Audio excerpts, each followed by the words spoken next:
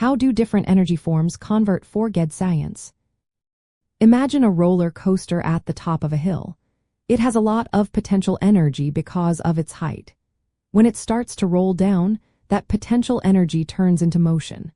This is a perfect example of how energy changes from one form to another.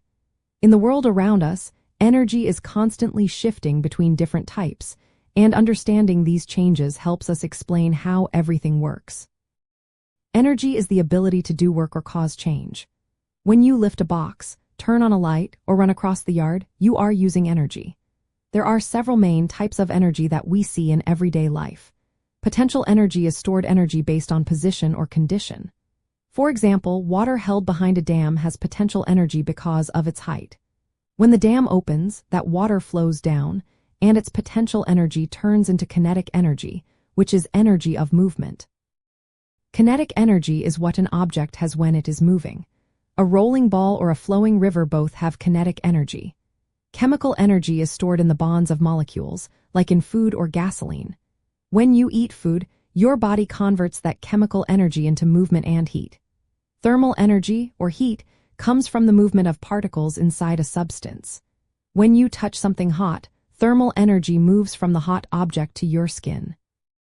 Electrical energy is caused by the movement of electrons, like in wires or batteries. When you turn on a lamp, electrical energy is converted into light and heat. Mechanical energy combines potential and kinetic energy in a system, like a spinning windmill or a moving car.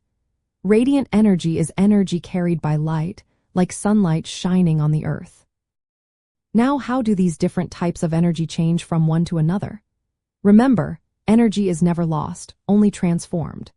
When water behind a dam is released, its stored potential energy becomes kinetic energy as it flows. That moving water spins turbines, which then convert that kinetic energy into electrical energy. In a car engine, chemical energy from gasoline is transformed into thermal energy as the fuel burns, and into kinetic energy as the car moves. Some energy is lost as heat due to friction, but the main idea is the conversion process. When you flip on a light bulb, electrical energy turns into light energy and some heat. Your body also converts chemical energy from food into kinetic energy for movement and thermal energy to keep warm. Plants do a different kind of conversion by turning radiant energy from the sun into chemical energy stored in their leaves. When you push a rock uphill, your effort converts kinetic energy into potential energy. When the rock falls back down, its potential energy becomes kinetic energy again, and some of that energy turns into sound and heat when it hits the ground.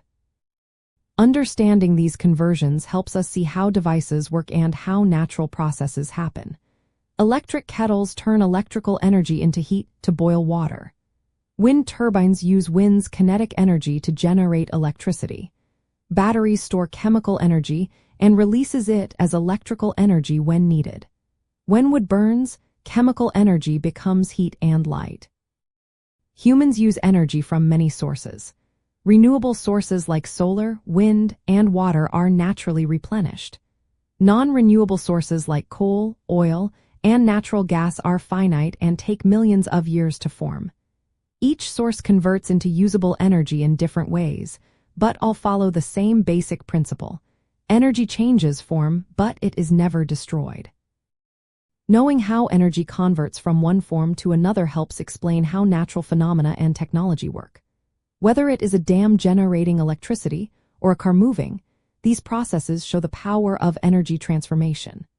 Recognizing these patterns makes it easier to answer questions about matter and energy on the GED test.